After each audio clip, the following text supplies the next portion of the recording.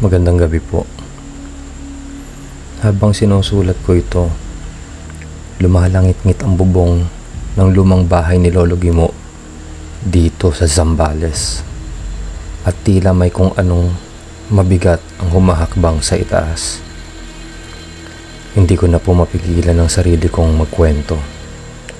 Baka sakaling mailigtas ako ng pananalig o kahit papaano maibsan man lang ang bigat ng kinakatakutan ko. Si Alvin po ito.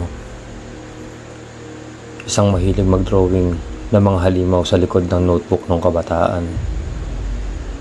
Akala ko noon, gawa-gawa lang ang mga kwento ng matatanda. Pero hindi pala. Totoo ang mga tikbalang. At gusto ko pang malaman nyo kung paano nagsimula ang lahat.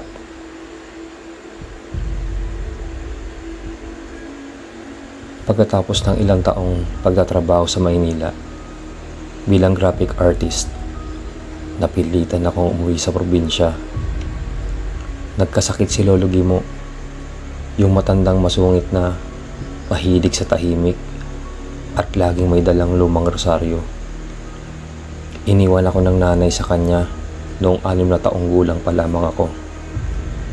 Pero dahil sa hirap ng buhay, kinailangan kami maghiwa-hiwalay. Ngayon, matanda na si Lolo at ako na lang ang natitirang pamilya niya. Pagdating ko sa San Roque, Zambales, agad kong napansin na may kakaibang katahimikan sa baryo. Hindi ito yung normal na katahimikan sa probinsya. Parang may bumabalot na takot sa paligid. Walang masyadong bata sa labas. Ang mga matatanday, mabilis magtakip ng bintana pagsapit ng dilim. May ilang nagkakandado ng pintuan kahit alas 5 pa lang ng hapon. Balang sa gubat. Bulong ng isang ale sa tindahan habang bumibili ako ng bigas. Matagal na yan dito. Pero ngayong mahina na si Gimo. Lumalapit na sa baryo. Natawa ako sa sinabi niya. Akala ko folklore lang yun. Panakot sa bata. Pero may nakita akong galo sa braso niya. Malalim. Parang hinila ng mabangis na hayop. Bumalik ako sa bahay ni Lolo na halos kalahating araw ng lakad mula sa sentro ng baryo. Matagal ko na yung hindi nakikita. Pero pareho pa rin ang amoy ng lumang kahoy. Halong alimuum at lana ng nyug. Napansin kong marami siyang palaspas sa pintuan. May asin sa bawat bintana at may basag na salamin sa likod ng pintuan. Akala ko pamahiin lang. Huwag kang lalabas pag madilim na. Bungat agad ni Lolo nung gabing yun. At huwag kang titingin sa mga mata ng nilalang sa gubat. Hindi ko siya sineryoso.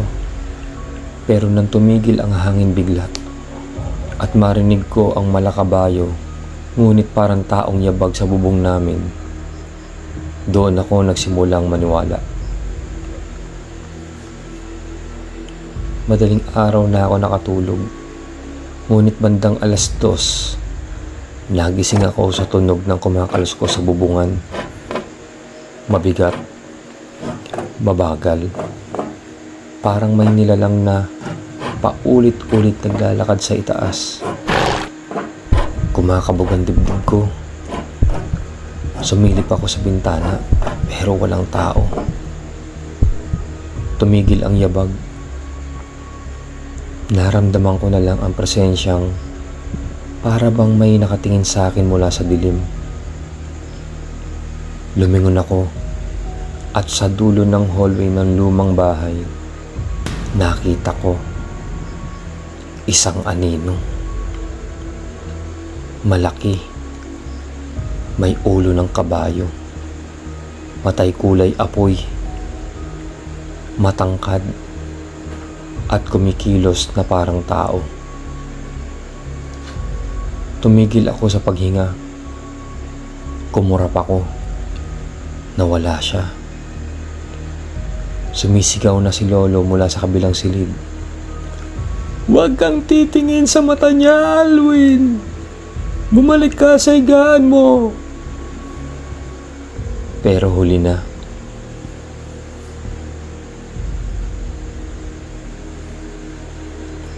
Pagkatapos ng gabing yun, hindi na ako nakatulog ng mahimbing. Tuwing ipipikit ko ang mga mata ko, nakikita ko ang mga paa ng kabayo. Itim, matigas, at may bakal na sapatos. Nakabitin sa kisame ng panaginip ko. Tapos, maririnig ko na naman yung tinig na parang halinghing ng kabayo. Humahalo sa tinig ng isang lalaking bulol at malalim ang boses. "Ay, sumama ka sa akin." Nanginginig ako pagkagising, basang-basa ng pawis, kahit malamig ang gabi. Pag alis ko ng kwarto, andon si Lolo, nakaupo sa sahig. Hawak ang isang lumang krus at may asin sa palad. "Binuksan mo ang sarili mo sa mata ng tikbalang," sabi niya. "Ngayon, hindi ka na niya titigilan hanggat hindi ka sumusunod." "Sumusunod po saan?" tanong ko. "Sa gubat," sagot niya. "Sa lugar kung saan siya ang hari at hindi na tayo ang may batas." Kinabukasan, nagpumilit ako maglakad-lakad sa paligid. Gusto kong alamin kung may ibang nakakaramdam ng presensya ng nilalang. Pero tila ako lang. Ang mga tao sa baryo, iwas tingin. Yung mga aling dati ay madaldal, ngayon ay tikom ang bibig. May isang matandang lalaki ang sumingit sa pagitan ng aking paglalakad sa palengke. Hindi ko siya kilala, pero sabi niya, "Pag narinig mo 3 beses ang yabag sa labas ng bahay mo, 3 lang, hindi 4, hindi 5. Ibig sabihin, sinusundo ka na." Tumayo ang balahibo ko. Nang gabing yun, habang sinusulat ko ang ilang sketches sa aking notebook, narinig ko ito.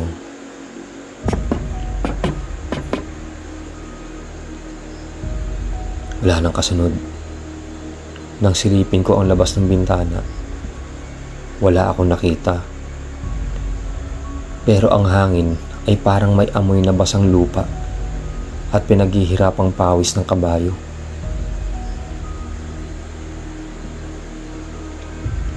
Dumating ang umaga na hindi ko na nakita si Lolo Gimo sa loob ng bahay. Nakaayos pa ang higaan niya. Pero bukas ang pinto. Walang kahit anong bakas ng sapatos, ni yapak. Pero sa damuhan, sa likod bahay, may 3 marka ng kabayo. Malalalim, paikot, at nakatusok patungong gubat. Wala akong ibang magawa kundi sundan yun. Dala ang lumang itak ni Lolo. Sinundan ko ang bakas papasok sa gubat na hindi ko pa nalalakaran noon. Doon ko unang naramdaman na parang bumabagal ang oras. Ang liwanag ay tila hindi tumatagos. Ang mga punong kahoy ay sobrang taas, tila humahalik sa langit, at ang mga dahon ay hindi gumagalaw kahit may hangin. Paglingon ko sa likod, wala nang daan pa uwi. Nawawala ang landas. Nawawala ako.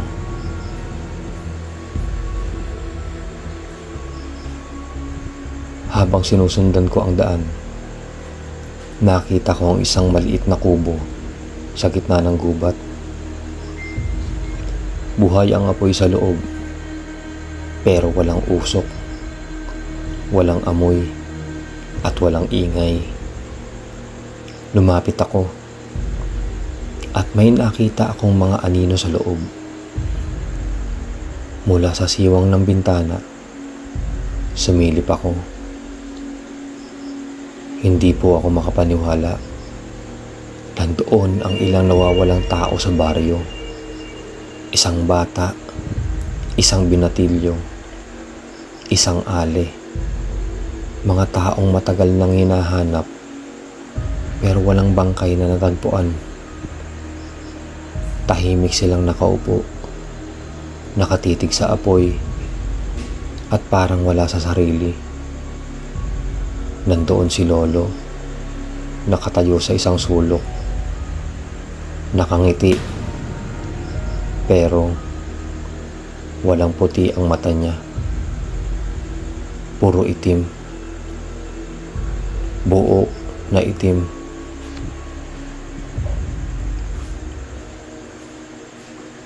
Isang tinig ang bumulong sa likod ko. Nakita mo na, Alwin. Hindi ka na makakabalik. Pagharap ko, nandun siya. Ang tikbalang. Mataas. Maskulado. May balahibong putik at dugo. At may ulo ng kabayong tila laging pawisan. Ang mga mata niya'y umaapoy. Literal. Hindi ko siya matignan ng diretsyo. Parang hinihigop ang kaluluwa ko. Tumakbo ako. Hindi ko alam kung saan, basta tumakbo lang ako. Pero kahit anong takbo ko, parang paikot-ikot lang ako sa parehong puno. Narinig ko ang mga yabag niya. Malapit. Palapit. Biglang may sumigaw mula sa likod. Alwin, hawakan mo ang rosaryo. Si Lolo. Pero hindi na siya yung Lolo Gimo na walang mata. Siya na ulit. Matanda, nanginginig, pero malinaw ang ulirat. Inihagi siya sa akin ng kanyang lumang rosaryo. Nang masalo ko yun, nagsimulang umalulong sa galit ang tikbalang. Parang sinunog siya ng liwanag mula sa rosaryo. Napaurong siya. At sa huling sandali, sumisigaw siya ng isang salita na hindi ko maintindihan. Parang sinaunang wika. Sanggalang! Sigaw ni Lolo. Umalis ka sa katawang ito! Umuga ang lupa. Nawala ang tikbalang. Nawalang parang usok.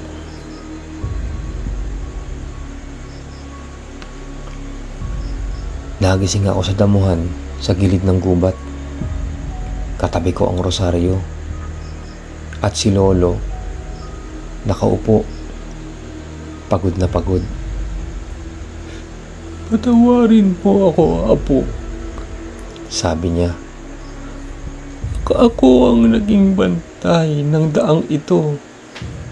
Pero ngayong matanda na ako, ikaw na ang susunod.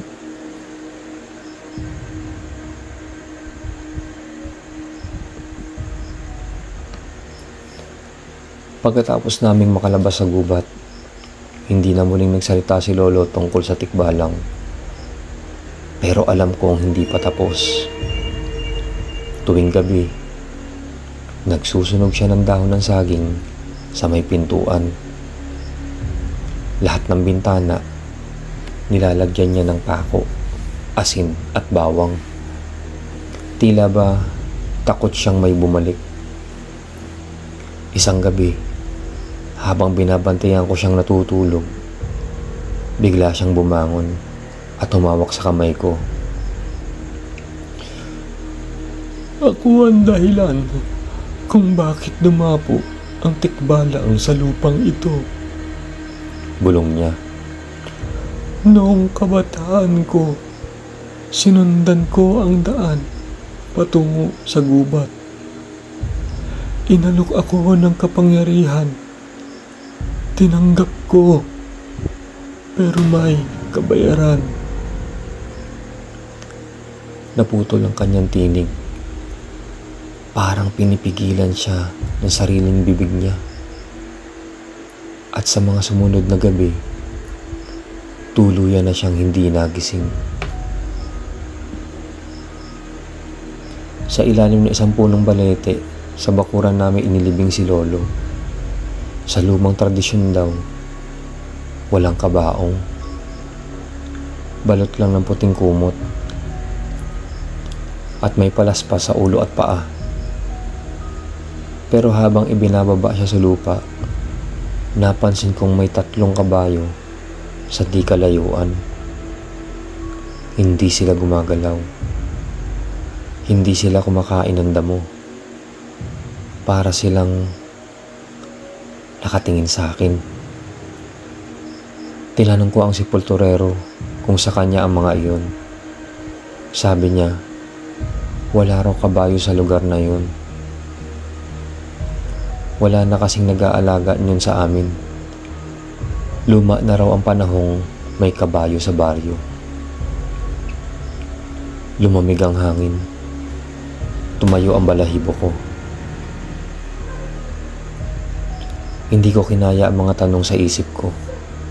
Kaya't bumalik ako sa simbahan ng San Roque. Kinausap ko ang pinakamatandang pari roon, si Padre Lucio. Matanda na siya pero matalas pa ang alaala. Narinig ko na ang pangalan ng gimo. Sabi niya, ang kanyo, Alwin, ay matagal na ang tagapangalaga ng daang hindi nakikita. Daang dumadaan sa pagitan ng ating mundo at ng daigdig ng mga nilalang. Ibig niyong sabihin, bantay kami ng daan ng tikbalang? Hindi lang tikbalang, tugon niya, ng lahat ng espiritu na nanggugulo sa balanse ng kalikasan. Pero ang tikbalang, siya ang pinakamatanda, pinakatuso, at pinaka mapanganib. Inabot niya sa akin ng isang lumang aklat. Isinulat daw iyon ng isang mandirigmang Agimaterio noong 1890. Sa mga pahina, may guhit ng tikbalang. Tao ang katawan, kabayo ang ulo. May mga tandang animoy taglay na mga sinaunang ukit sa balat. May isang pahina roon ang hindi ko malimutan. Ang tikbalang ay hindi lamang tagapanakot. Siya ay tagapangalap, naghahanap ng tagapagmana. Kung makuha ka niya, isasalin sa iyo ang kanyang anyo at ikaw na ang susunod. Gabi ng 7 araw mula nang mamatay si Lolo. Tulog ang buong baryo. Ako lamang ang gising dahil narinig ko na naman ang 3 yabag sa labas ng bahay. Ngunit sa pagkakataong ito, hindi ako umatras. Dala ko ang rosaryo ni Lolo, isang bote ng asin at itak na may inukit na panalangin. Lumabas ako at doon ko siya muling nakita. Nakatayo sa ilalim ng punong balete, ulo ng kabayo, katawan ng tao. Ngunit ngayon ay may anyo ng isang Diyos ng kagubatan. May mga palamuting sanga sa ulo, may balahibong pilak at itim, at mga matang tila galit na nangungusap. Ay, ikaw ang napili. Bakit ako? Sigaw ko. Dugo mo ang tawag ng gubat. Ikaw ang anak ng tagabantay. Panahon na. Hindi ako katulad ni Lolo. Sabi ko, hindi ako uhaw sa kapangyarihan. Tumawa ang tikbalang. Isang hagik-gik na parang sabay sa huni ng ibon at iyak ng sanggol. Kapangyarihan ang nagliligtas sa baryo, hindi panalangin. Biglang umangat ang lupa. Sa harap ko, lumitaw ang tatlong nilalang. Mga kalahating tao, kalahating hayop. Isang parang baboy ramo, isang parang ahas, isa'y parang uwak. Sila raw ang mga tanod ng tikbalang. At kung gusto kong itakwil ang kapalaran ko, kailangan talunin ko silang tatlo. Hindi po ako mandirigma. Isa lang po akong artist. Pero wala akong ibang pagpipilian. Ginamit ko ang lahat ng lakas ko. Hindi lang ng katawan, kundi ng loob. Ginamit ko ang itak. Bawat hampas, inialay ko kay Lolo. Bawat iwas, inaalay ko sa lahat ng bata sa baryo na nawala. Sa dulo, duguan ako nakatayo. At ang tikbalang ay tumahimik. Lumapit siya sa akin. Hindi na siya galit. Para siyang nalulungkot. Maaari kitang patayin, ngunit pinili mong lumaban. Kaya't ibibigay ko sa iyo ang karapatan. Piliin mo kung ikaw ay susunod na tagabantay o tapusin mo ang lahi namin. Inabot niya sa akin ang sungay niya. Kung babaliin ko yun, tuluyang mawawala ang koneksyon niya sa mundo namin. Pero naalala ko ang sinabi ni Padre Lucio. Ang balanse ay hindi sa pagwawagi ng liwanag o dilim, kundi ang pagkilala ng tungkulin sa gitna nito. Hindi ko binasag ang sungay. Sa halip, itinanim ko ito sa harap ng punong balete. Doon, sa lugar kung saan inilibing si Lolo. Magbantay ka mula rito, sabi ko. Hindi bilang halimaw, kundi bilang tagapag-ingat ng mga hindi naintindihan ng tao. At sa unang pagkakataon, nakita kong yumuko ang tikbalang.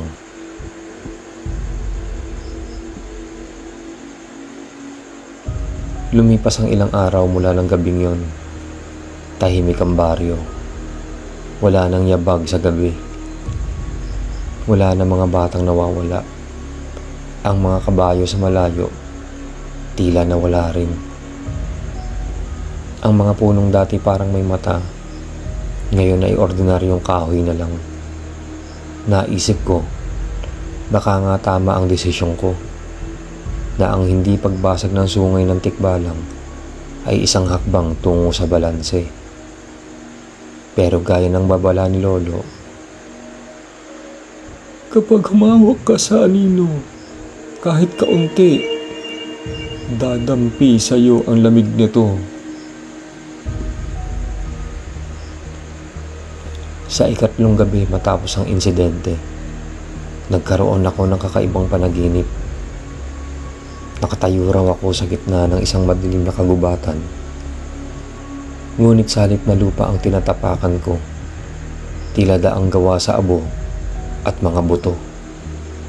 Ang langit ay kulay pula at may mga mata sa bawat puno. Sa dulo ng daan, nandun siya. Hindi antik balang nakilala ko, kundi isang mas matandang anyo. Higit na malaki, higit na madilim. Wala siyang anyo ng tao. Isa siyang nilalang ng usok, apoy at kahol ng daan. Ikaw ang pumili, Wika niya. Kaya't ikaw ang tatanggap ng sumpa. Pagkagising ko, may nasunog na bahagi sa sahig sa ilalim ng aking kama. Parang may bakas ng paa ng kabayo. Ngunit hindi tulad ng dati. Ngayon ay may 4. At ang ibig sabihin nito, ayon sa alamat, hindi na tikbalang ang bumisita. Isa na siyang alagad ng mas matandang nilalang. Sa mga susunod na linggo, nag-umpisang magbago ang baryo. Isang gabi, may kalabaw na bigla na lang napadpad sa gitna ng palengke. Walang mata, umiiyak. Naglalakad pa ikot-ikot hanggang sa bigla na lang matumba. Tila pinasok ng kung anong espiritu. May mga pusang biglang namamatay sa labas ng bahay. May batang muli na namang nawala.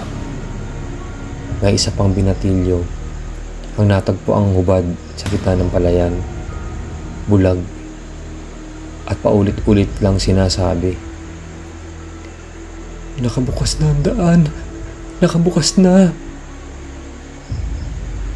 Doon ko naisip, ang tikbalang ay bantay. Pero hindi lang ng gubat. Bantay siya ng pasukan. Nang napili kong huwag siyang wasakin, pinili ko ring hayaang bukas ang pintuan.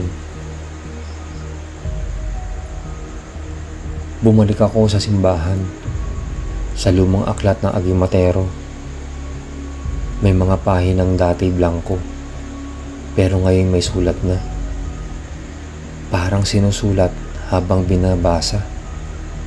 Isa ron ang nagsasabing, kapag ang tikbalang ay hindi pinatalsik, magiging tulay siya. Isa siyang selyo na kapag hindi binura, mas malalalim pang nilalang ang makakatawid. Tinakpan ko ang aklat. Huli na.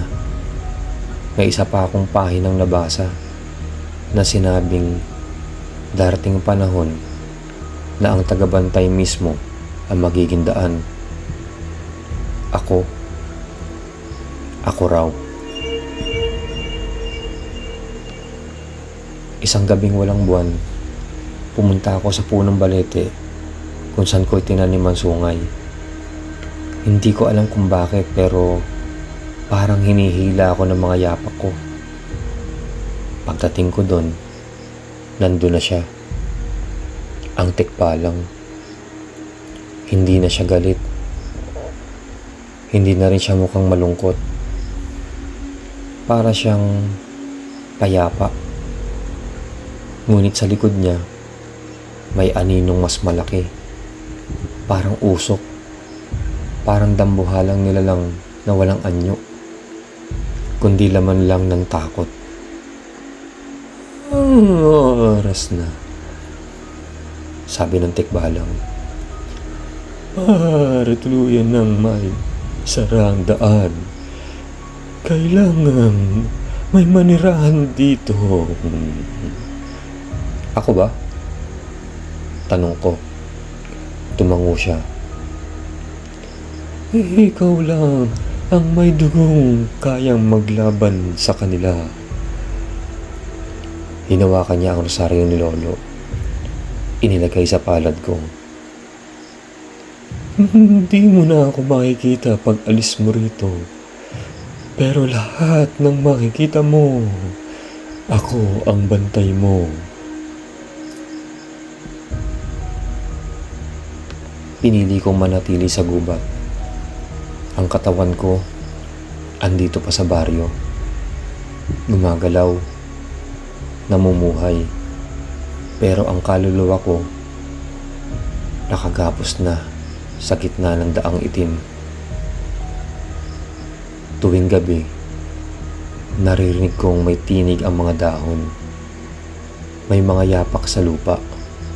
At minsan, sa likod ng salamin, hindi na ako ang refleksyon. Isa na akong nilalang ng gitna. Hindi na tao. Hindi pa rin ganap na halimaw. Pero habang ako ay narito, habang may tumatawag pa sa akin bilang Alwin, bantay pa rin ako. Ilang linggo matapos kong tanggapin ang papel bilang bantay, napansin kong may mga pagbabago sa katawan ko. Sa tuwing magpapatagal ako sa ilalim ng anino ng punong balete, umiitim ang mga kuko ko. Ang mga mata ko, unti-unting nawawala ang puti. Nakikita ko sa dilim. Naririnig ko ang bulong ng lupa. At mas lalo kong nararamdaman ang yabag ng mga nilalang. Hindi lang tikbalang, kundi mga nilikha ng uhaw, inggit, at ganti. Isang gabi, sa panaginip o realidad, hindi ko na alam, lumitaw muli ang tikbalang.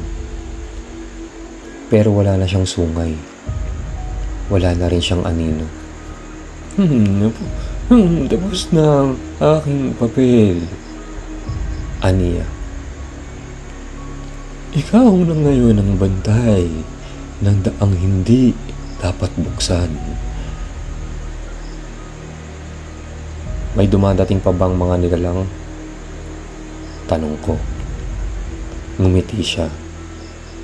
Hindi tao ang ngiting yun. Hindi sila darating. Andyan na sila.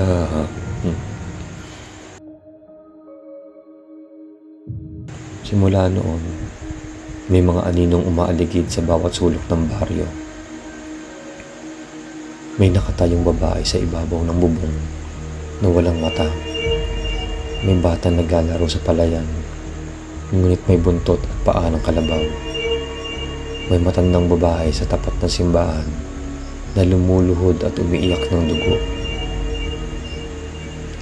Isa lang ang sinasabi ng lahat ng ito.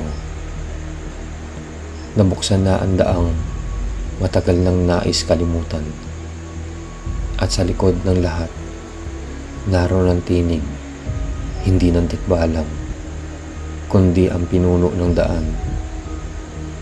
Ang pangalan niya ay Sinagtala. Isang pangalan ng bituin, ngunit ang katawan ay usok at mata ay apoy. Siya raw ang unang nilalang na nilimot ng Diyos. Itinapon sa pagitan ng mundo ng tao at engkanto. At ngayon, siya ang bumubulong sa mga tagabantay, naghihintay ng susunod na bibigay. Dumating sa punto na hindi na ako tinatawag na Alwin. Sa tuwing naglalakad ako sa gubat, ang mga nilalang ay umuyuko sa akin. Tinatawag nila akong tagapagdala. Hindi ko alam kung bakit. Pero unti-unti ko nakakalimutan ang mukha ni Lolo, pati na ang boses ko. Kapag naririnig ko sa eko ng gubat, ay parang hindi na sa akin. Lahat ng sulat ko, katulad nito, ay sinusulat ko sa ilalim ng buwan, gamit ang tinta mula sa dagta ng punong balete. At habang sinusulat ko ito, may mga mata sa likod ko, nakamasid.